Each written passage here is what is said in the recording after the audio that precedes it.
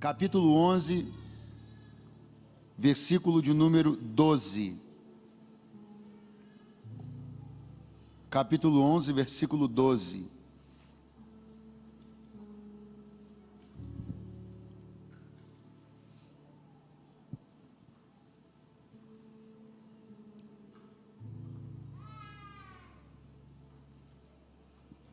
Pronto. Quantos encontraram? Digam bem forte: eu amo a Bíblia. Está escrito assim: no dia seguinte, quando saíram de Betânia, teve fome.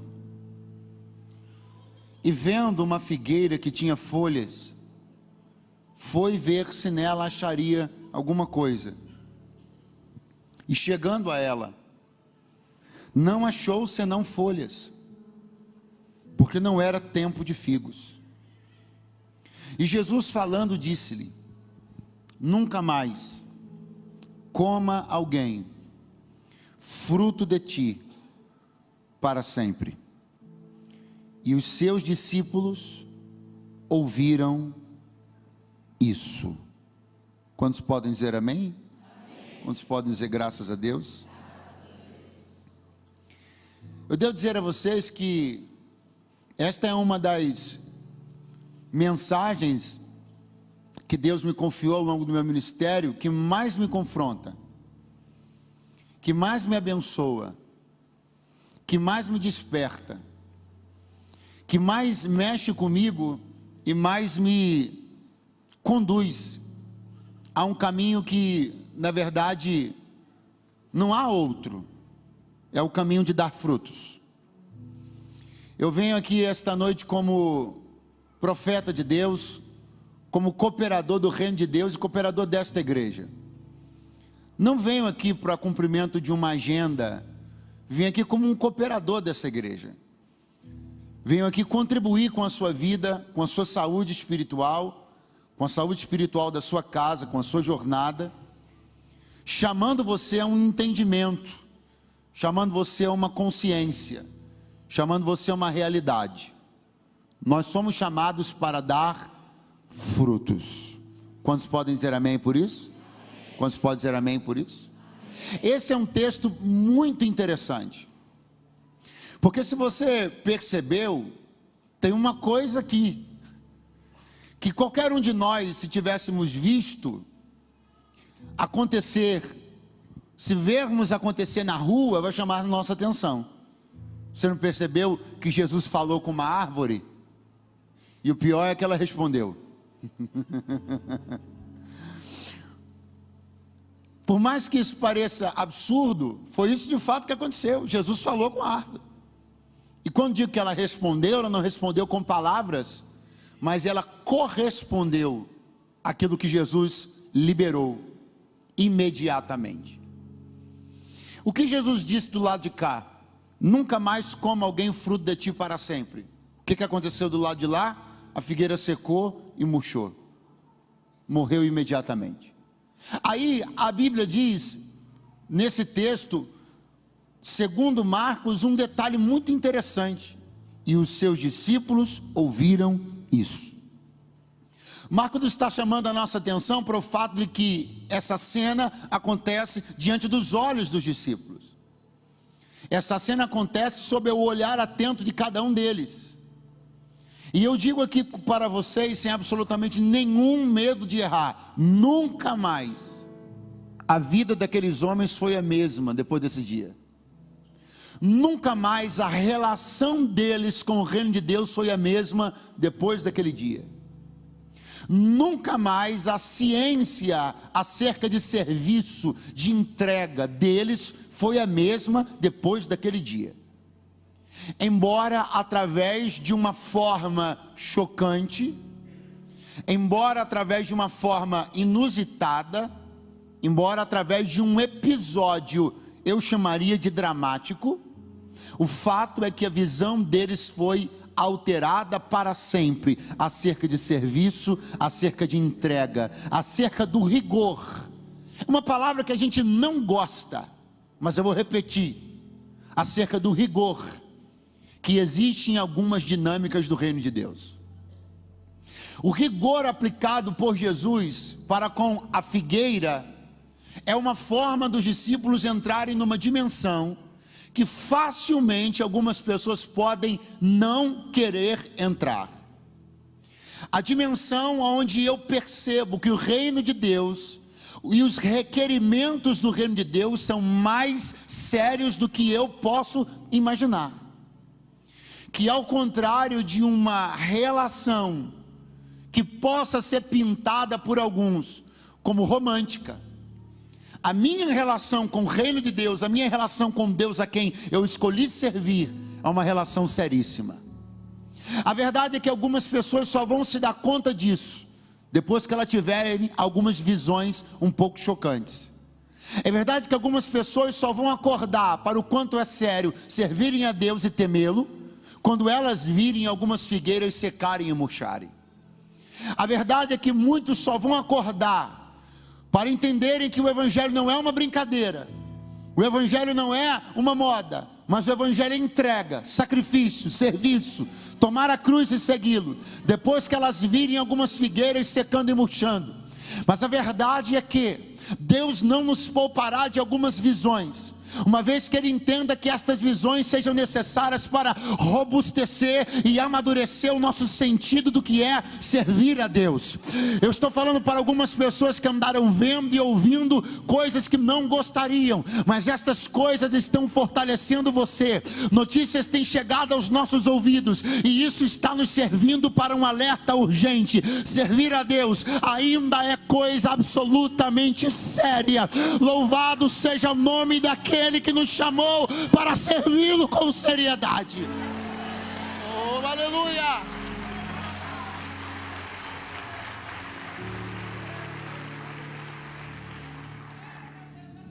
Preste atenção, até aquele momento, o que basicamente os discípulos tinham visto Jesus fazer: aos doentes, cura; aos mortos, vida. Vamos de novo: aos doentes, aos mortos. Jesus chegava, tinha alguém morto, o cara vivia. Jesus chegava, tinha alguém doente, ficava saudável. Então a dinâmica que eles aprenderam a ver Jesus trabalhar sempre era essa: na direção da vida e na direção da saúde. É por isso que esse texto aqui mudou a vida deles para sempre, porque nesse dia a figueira estava viva e acabou morta. Então quando eles se chocam com a realidade de um Deus, de um Cristo, de um Messias, que é capaz de aplicar tamanho rigor numa relação onde ele está buscando algo que não está sendo oferecido a ele, embora tenha sido prometido. Aí de repente a ficha cai, de repente o calafrio sobe, de repente o corpo arrepia, porque eu estava acostumado a ver o doente ficar saudável, o morto ficar vivo, mas a figueira estava boazinha quando chegamos e agora ela está morta.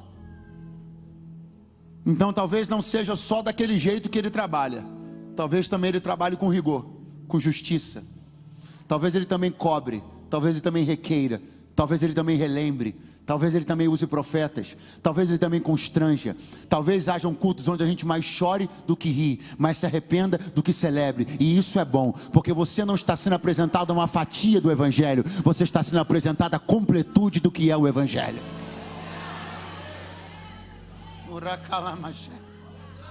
Veja como é que as coisas aconteceram. Jesus sai de Betânia, muito provavelmente da casa dos seus amigos Lázaro, Marta e Maria, pastora Érica, muito provavelmente. Ele sai de Betânia e de repente diz a Bíblia que ele sai com fome. E aí nessa fome, o texto diz assim, muita atenção, cada detalhe aqui é importantíssimo.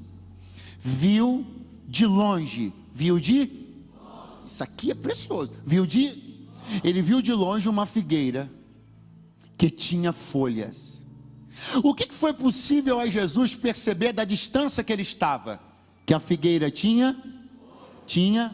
O comportamento da figueira dessa região é esse, atenção: primeiro ela dá frutos, depois ela dá folhas.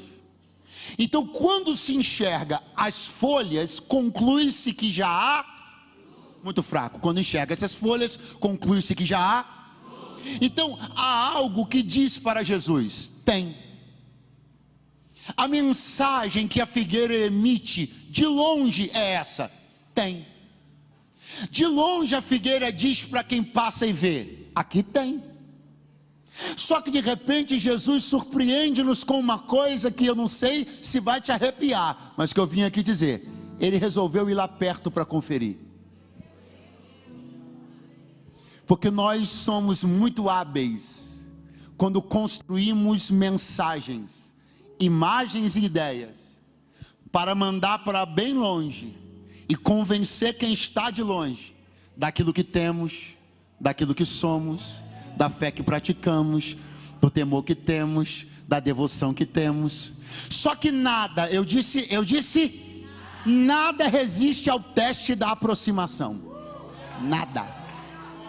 É por isso que Jesus não vai usar-se. Isso aqui é maravilhoso. Isso aqui tudo é pedagógico. Isso tudo é para mim, é para você, é para a igreja. Jesus não vai se usar de nenhum dom. Jesus não vai se usar de nenhuma capacidade sobrenatural para saber ou para concluir se há figos na figueira ou não. Ele vai fazer o que qualquer pessoa faria. Vai caminhar até a direção da figueira e inspecioná-la pessoalmente. E após a inspeção criteriosa, concluiu-se uma coisa: ela soube montar uma imagem que dizia ter, mas a realidade era a ausência dos frutos. Deus guarde a mim e a você na noite deste dia, de nos tornarmos hábeis para construir imagens, nos tornarmos habilidosos para demonstrar coisas que não correspondam com a nossa realidade. Assim te diz o Senhor: eu não quero que você seja uma decepção para quem se aproxima, eu quero que você seja uma surpresa boa para quem chega perto de você. Aleluia! Fala para umas 3 pessoas: pode chegar perto que você não vai se decepcionar. Se eu parecia crente de longe, você vai descobrir que eu sou ainda mais crente de perto. Se eu parecia devotado a Deus de longe, você vai descobrir que eu tenho ainda mais devoção de perto. Se você achava que eu tinha fé de longe, vai descobrir que eu estou vendendo fé de perto. Oh, glória! Ora, manchérica. Estou profetizando que Ele está aqui caminhando no meio de nós. Ele está vasculhando nossas folhas, está nos relembrando daquilo que prometemos a Ele na virada do ano. Não vai embora, fique aí. Não, Ele me trouxe para dizer: eu estou relembrando a você as promessas que você fez em lágrimas na virada de 31 de dezembro para 1º de janeiro, as folhas que você apresentou, a vida que você disse que ia viver, a devoção que você disse que ia apresentar, as ofertas que você disse que ia entregar. Eu mandei alguém de longe para te lembrar: não se vive de promessas nem de folhas, se vive de resultado e de entrega.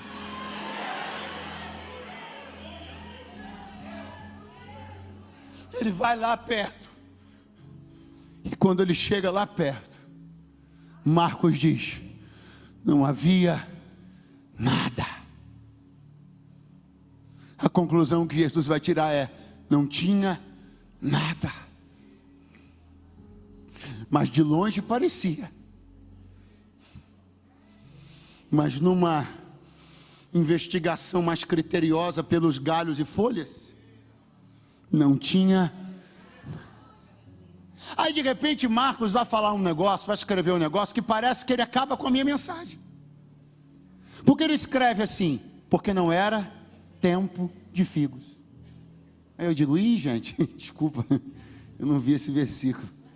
Ô bispo Júlio, vem cá, obrigado. Não. Porque essa informação vem, e mesmo vindo, ela não colapsa a ideia da mensagem. Porque essa informação vem, mas mesmo vindo, ela não muda o teor ou o sentido da mensagem. Primeira razão: porque se essa informação mudasse o teor da mensagem, ela teria mudado o resultado da história. Só que Jesus continua dizendo a mesma coisa para ela, mesmo não sendo tempo de figos.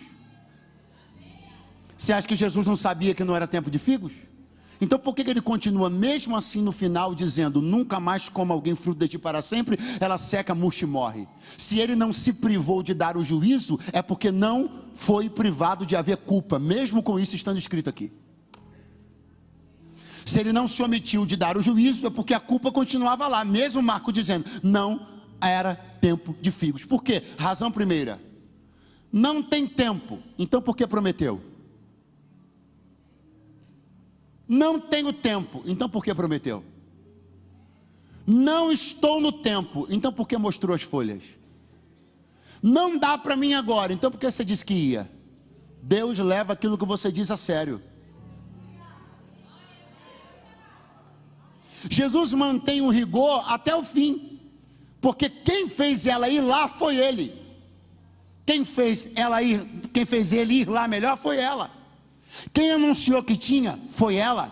Quem através das folhas prometeu os frutos foi ela. Então ele mantém o rigor na relação que está estabelecendo, porque não é tempo de figos, mas ela disse que tinha. Leve mais a sério as coisas que você disse que vai fazer, porque o nosso argumento de falta de tempo não vai mudar o que a gente disse que faria.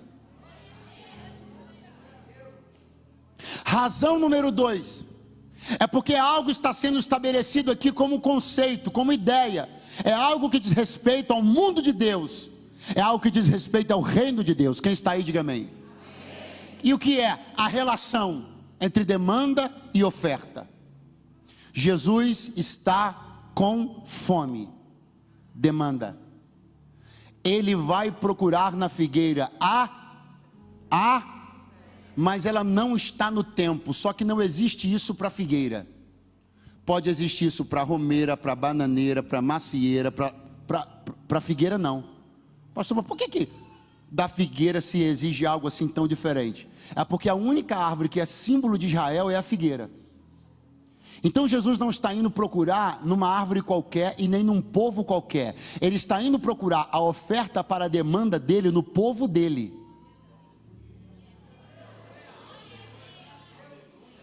Por que há tanto rigor da parte de Jesus? Porque não é bananeira.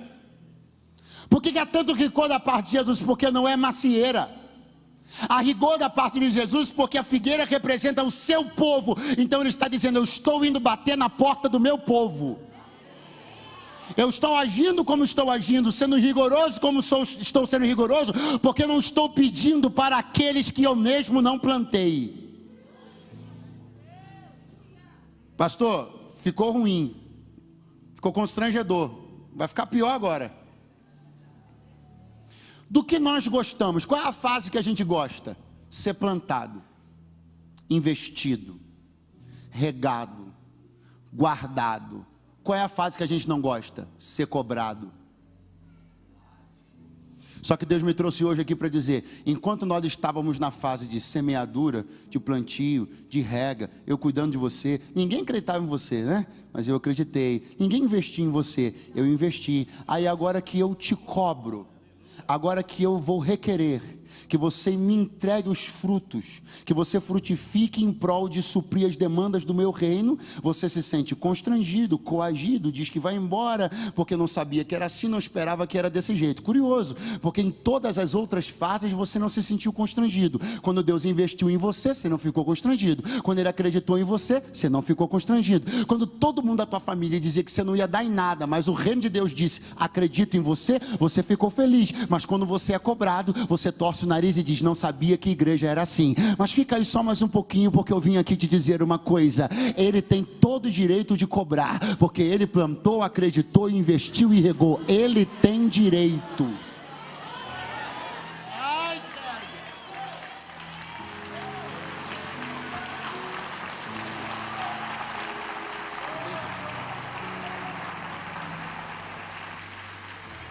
Repita para mim: Jesus faz milagre. Diga: todo tipo de milagre, mas desta vez não fez nenhum.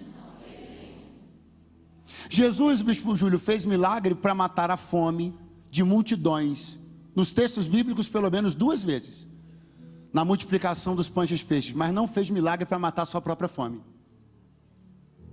Por que não fez? Por que o Jesus que multiplica pães e peixes para matar a fome da multidão não fez nenhum único figo nascer nessa árvore para matar a sua própria fome? Porque quando Ele mata a fome das pessoas, é Ele fazendo por elas, aí pode ter milagre. Mas se ele mata a sua própria fome através de milagre, quebra-se o princípio da espontaneidade. Alguém não entregou porque quis, alguém entregou porque ele manipulou. Então perceba bem, era muito fácil, Jesus poderia chegar, folha para um lado, galho para o outro, e não tem nenhum, não tem problema. Ele estendia a mão na direção de qualquer galho que fosse. Alguém crê nisso? Ele poderia ter até posicionado a mão assim certinho, já do tamanho do figo que ele queria, sim ou não? E o figo teria crescido onde a mão de Jesus estava, teria enchido sua mão, viçoso e maduro, no ponto. Ele fazia assim, ó, pum. Eu sou a única pessoa que crê nisso ou tem mais alguém? Mas por que ele não faz? Porque não tem milagre dessa vez. Porque Jesus disse uma coisa, uma vez a Bíblia disse uma coisa: você conhece a árvore pelos frutos.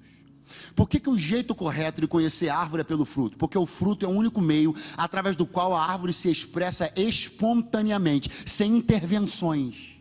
Então é por isso que Jesus não vai intervir, porque ou a entrega é espontânea ou não é entrega. Então ele não vai fazer milagre, porque isso não é ele por ela, é ela por ele. Quando é ele por você, tem todo tipo de milagre, mas quando é você por ele, ele tira a mão e diz: se entregar é porque quer, se produzir é porque está com vontade, se der glória é porque está com vontade, se entregar o fruto é porque isso mexeu com teu coração e você desejou. Não sou eu que vou criar a vontade, não sou eu que vou criar o fruto, eu já plantei e já reguei. Dons são de Deus para nós, mas frutos são de nós para Deus. Aleluia! Não teve milagre.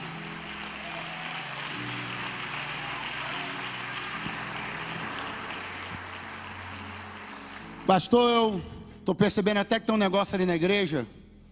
Está precisando, um departamento ali precisando de uma ajuda. Eu tenho uma expertise, uma habilidade naquilo ali. Só estou esperando Deus me tocar. Senta e espera. Porque se você, não fica triste não, se você foi salvo por Jesus, lavado pelo sangue do Cordeiro, batizado em águas, você está vendo uma necessidade na igreja, você tem capacidade de ir lá e suprir, e tu está esperando toque, você está esperando que Deus fale, está esperando um profeta. Ele me trouxe para dizer: esse figo eu não produzo,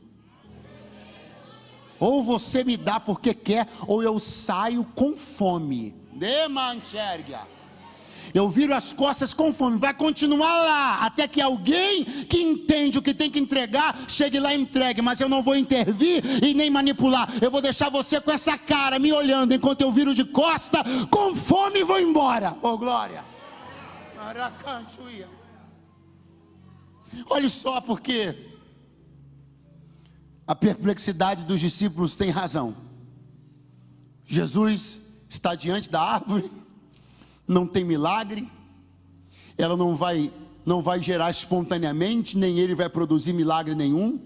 Ele vai virar as costas e vai sair. E a ausência daquele fruto, atenção, a ausência daquele fruto, ela é muito sentida. Você não entendeu algo ainda? Talvez está na hora de entender. Quando nós nos negamos a entregar o fruto que precisamos entregar no reino de Deus, muito mais coisas acontecem do que você imagina. Outras faltas, outras demandas não supridas, efeitos colaterais da nossa falta de compromisso de entregar, eles vão acontecendo e a gente não consegue nem dimensionar. Primeiro que não é só a respeito de você, é a respeito do seu testemunho e a respeito de mais gente.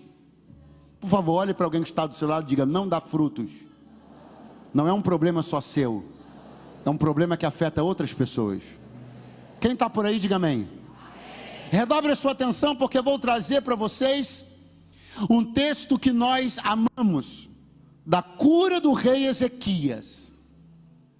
Quem conhece aqui a história de Ezequias? Um cara bom, um rei top, nunca houve antes dele nem depois dele um cara do perfil dele, diz a Bíblia, bom demais. Ficou doente, beleza, ficou doente. Isaías foi lá, entregou uma palavra para ele: você vai morrer.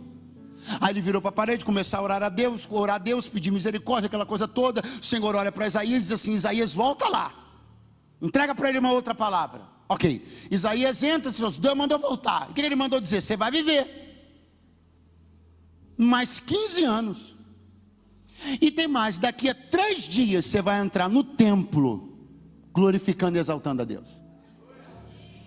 Vamos lá? Deus tem autoridade para dizer, vai morrer.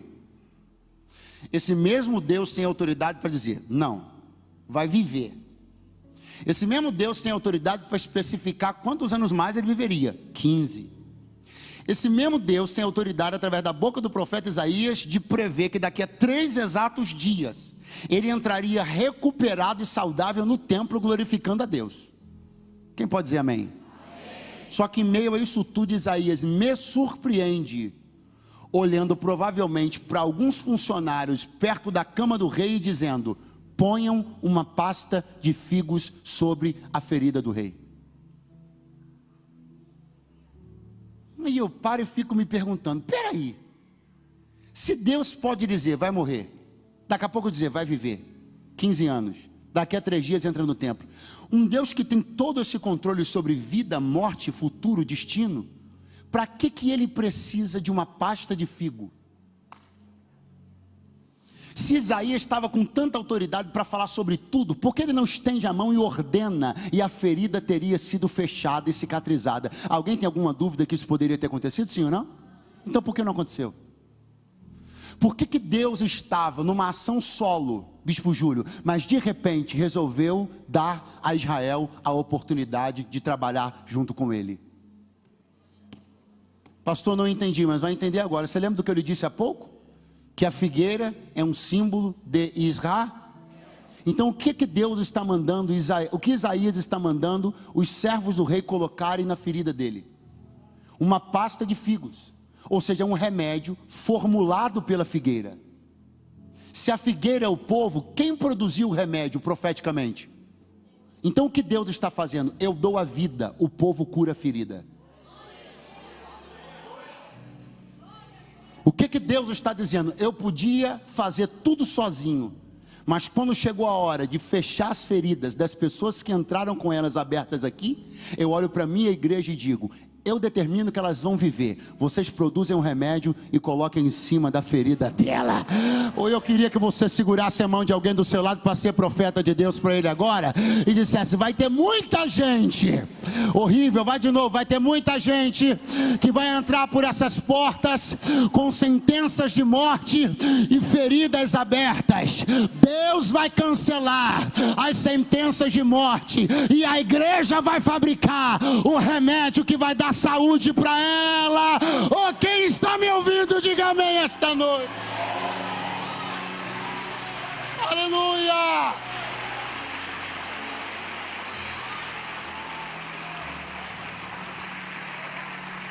Pastor, e se não tivesse remédio? Isaías viveria, mas tem a risco de viver com a ferida aberta. A parte mais importante de você endereçar a tua vida para debaixo de uma árvore como essa, que tem fruto, é que você já tem o benefício de Deus te dizer, viva.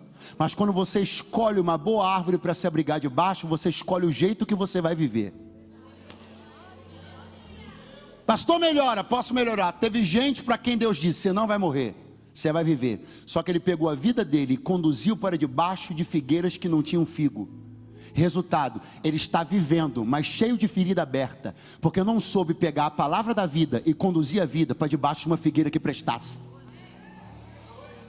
Essa era a hora de você dar um glória a Deus e um aleluia. Por quê? Porque você pegou a vida que Deus deu e conduziu ela para debaixo de uma árvore que tem figo, tem remédio nesse lugar, tem cura nesse lugar, tem alívio nesse lugar. Quantos podem levantar as mãos e abrirem a boca para glorificar a Deus? Você não vai só sobreviver, você vai viver abundantemente, saudável e feliz cada dia da tua vida, porque tem remédio na casa. Oh, glória! Oh, glória! Avisa para uns 5 desavisados perto de você, diga para ele, tem remédio na casa, tem remédio na casa, tem remédio na casa, avisa, olha para trás e avisa, tem remédio na casa, tem remédio na casa, você não vai viver moribundo, tem remédio na casa, você não vai viver se arrastando, tem remédio na casa, você não vai viver vivendo, vai ter remédio na casa.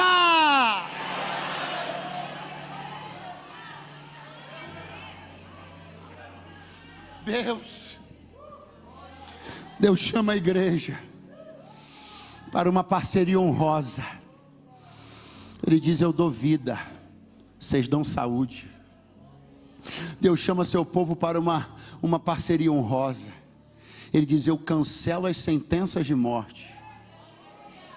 Só que eles vão entrar aqui com sentença de morte cancelada, mas cheio de ferida aberta.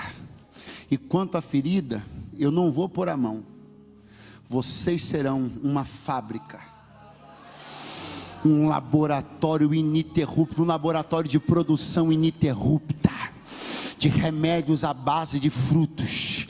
E quando eles começarem a olhar para os frutos que vocês dão, para a vida que vocês vivem, para a forma como vocês celebram, para a alegria que vocês têm, para a forma como vocês servem, com a alegria que vocês servem, eles vão dizer: eu quero esse remédio sobre mim, eu quero esse remédio sobre mim. Eu estou sentindo a presença de Deus de forma muito sensível e especial esta noite aqui. Há remédio na casa, há remédio na casa, há remédio na casa.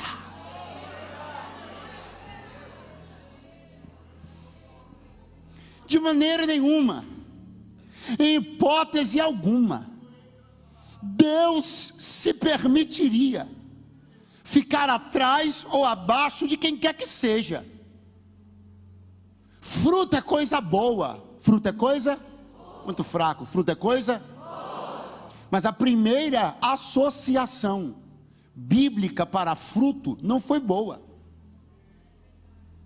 A memória mais forte que temos sobre fruto no livro do Gênesis não é boa, porque Deus escreve um contrato de cláusula una com Adão e Eva e diz: podem comer de tudo, vocês só não vão comer do fruto da árvore da ciência do bem e do mal. É exatamente isso que eles vão fazer. Iludida e enganada pelo diabo, Eva vai comer o fruto. E então, a partir daquele dia, aquele gesto, aquilo, o fruto, ganha uma associação lamentável. Eu falo disso e falo de queda no episódio. Eu falo disso e falo de expulsão do jardim no episódio. Mas eu repito: em hipótese alguma Deus ficará por baixo e nem aquém de quem quer que seja. Você acha que Deus permitiria que algo tão maravilhoso, algo tão tremendo, algo tão belo como o fruto tivesse sua continuidade numa associação tão desagradável como queda e pecado? Não. Aí Deus resolve fazer uma coisa: Ele inverte tudo. Ele pega o fruto e dá a ele uma nova e poderosa conotação. Quando ele diz: vocês vão produzir fruto digno de arrependimento. Então o que Deus está fazendo com isso? Ele está pegando a imagem do fruto associada à queda, está dando uma nova associação a ela: arrependimento e restauração. Então, no fruto do Gênesis, ao comer o fruto do Gênesis, o homem cai. Ao dar fruto na vida cristã, ele mostra que levantou. Vou tentar de novo para você dar um glória. No fruto que ele come no Gênesis, ele cai. Mas quando ele dá fruto na vida cristã, ele diz: levantei, levantei, levantei, levantei, levantei. Quem está de pé essa noite aqui, diga graças a Deus. Não pode ser. Não pode ter só folha. Diga: não pode ter só folha. Pergunte por quê? Porque só folha é avental de caído, só folha é uniforme de caído. Que isso, pregador? É? O que Adão e Eva fizeram para tentar esconder a vergonha? Aventais de folha de figueira. Então a folhagem pura da figueira é o uniforme da queda. É por isso que Jesus agiu como agiu aqui nesse texto, porque a figueira só com folhas está uniformizada como quem cai e não levanta.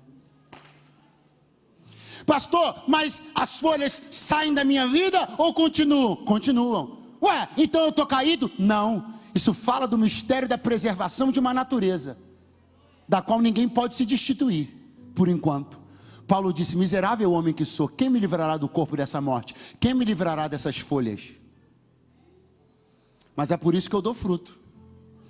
Porque aí eu vou dizendo assim no mundo espiritual: enquanto eu estou com o pé no chão e não estou na glória, tem um corpo corruptível, uma herança de Adão, em pecado fui gerado, tem folha aqui, tem avental aqui, mas em cada fruto que eu dou eu digo: eu não sou só isso, eu estou de pé, Jesus me lavou, estou dando fruto para a glória do céu. Ou quantos podem tirar 5 segundos para glorificar? Porque você não é só folha, você não veste o uniforme do caído, você dá fruto de quem está de pé, de pé, de pé, de pé, de pé, de pé, de pé. Oh, glória a Deus!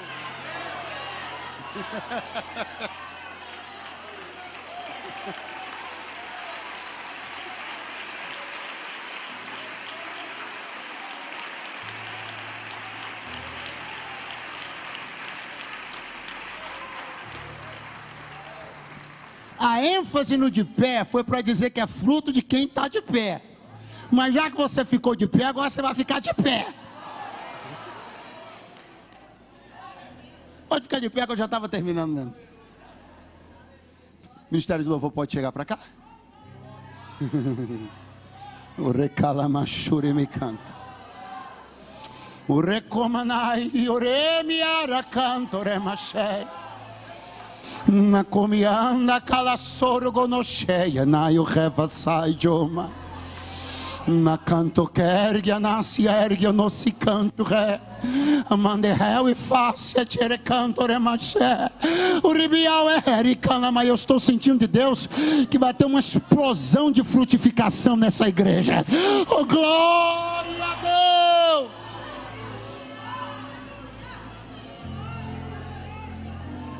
Vocês conhecem aquela canção da Cassiane? Meus dons e talentos são pra te servir. Conhece aquela canção da Cassiane? Meus dons e talentos são pra te servir. Meus dons... Não. E se você tem alguma canção que diga alguma coisa sobre entrega, sobre serviço, sobre adoração? Tenta pensar nisso. Olha pra mim, porque Bispo Júlio, esta é, sem tirar nem pôr, a fala de Jesus para a figueira. Repete após mim: nunca mais coma alguém fruto de ti para sempre. O que acontece depois disso? Ela seca, murcha e morre. Agora muita atenção. Em que momento da fala de Jesus você vê a palavra morte? Em algum momento? Em algum momento Jesus conjugou o verbo morrer? Ainda assim ela morreu? O que Jesus disse? Jesus não disse: você vai morrer. Jesus disse: você não vai mais produzir. E ela morreu logo depois. Pergunte por quê? Porque a improdutividade é a antessala da morte. E a gente não está levando isso a sério. Nós estamos sendo simpáticos com a ociosidade, não entendendo que a improdutividade é a antessala da morte. Pastor, só é contra descanso? Nada. Tanto que não sou que estou indo tirar uma manhã de 4 dias. Deus seja louvado.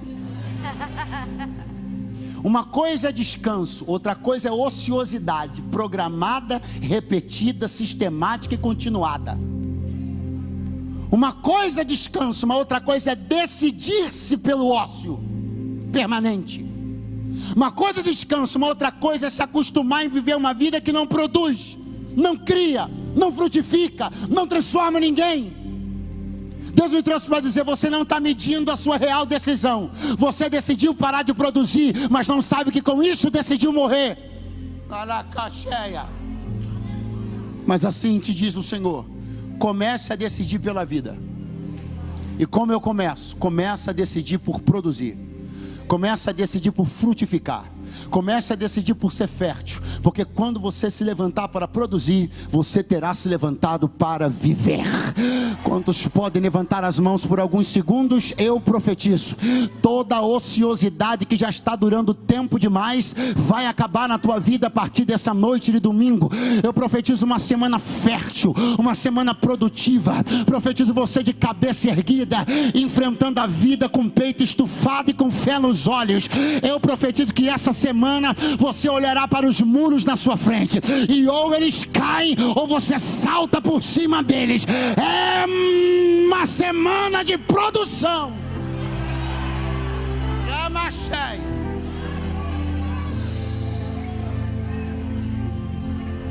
Agora perceba, Jesus então olhou para ela e disse estas palavras: nunca mais coma alguém fruto de ti para sempre. Eu vou melhorar isso aqui.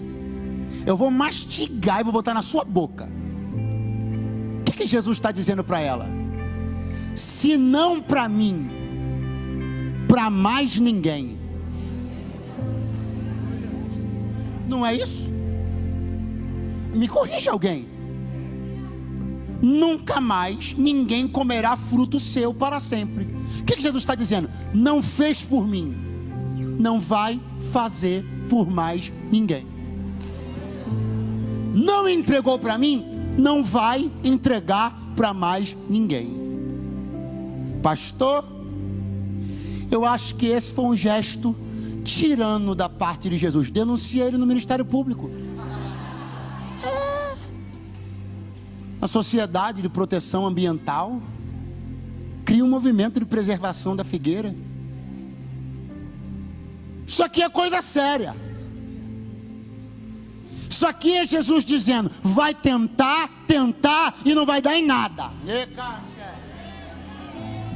Isso aqui é Jesus dizendo: vai bater na porta, a porta vai bater em você, você vai brigar com ela e não vai abrir. Porque tem uma coisa entre eu e você que não está resolvida.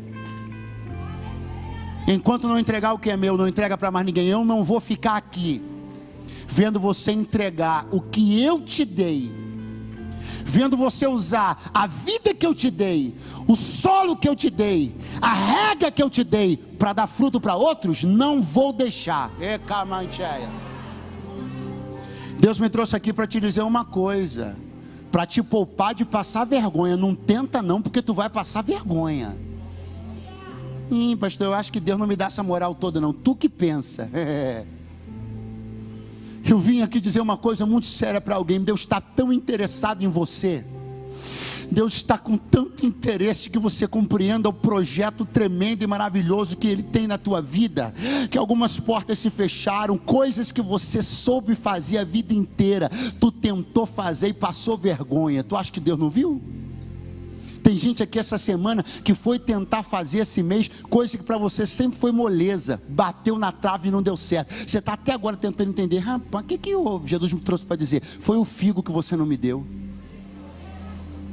Aí eu vi você indo lá e disse: não, acertou sempre, vai errar nessa. Para chegar no domingo lá na ICM e ouvir eu dizer: se não fez por mim, não vou deixar fazer para mais ninguém. Acha um olhar de alguém pertinho de você e diz para ele: é desse jeitinho mesmo. Muito fraco, diga de novo: é desse jeitinho mesmo. Se não for para Deus, não será para mais ninguém, porque Ele te ama com amor tão profundo que Ele me trouxe para dizer: eu não divido você com ninguém. Eu não vou dividir teu coração com ninguém. Não vou dividir tua casa com ninguém. Tu és meu. Quem te comprou fui eu. Quem pagou por você fui eu. Tu és meu. Anima cancheia. Abre a boca para glorificar o nome dele. Tu és dele.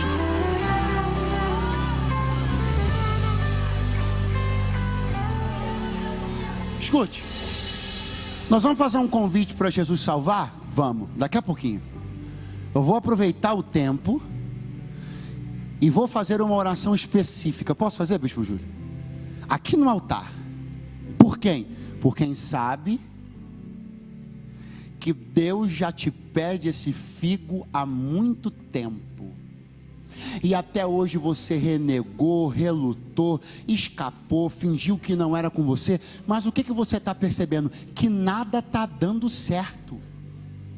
E isso só vai parar quando você parar de lutar contra quem você nunca vai vencer. Então Ele me trouxe para te dizer: é simples. Você se rende, você cede, e eu desato tudo que estava preso. Na canto de homem. Sai do teu lugar, vem aqui na frente agora. Se a tua situação é essa, se você sabe que Deus tem chamado você para algo, requerido algo específico de você, e você tem relutado contra isso, é um perdão que você não libera, Deus te chamando para o ministério e você não vem, o que está acontecendo? Eu não sei, mas sai correndo do lugar e vem no teu altar agora. Quem está cansado de brigar com Deus, vem no altar agora. Quer continuar para ver se você vence? Fica aí. Quer ceder à vontade dele? Vem no altar agora. Vem.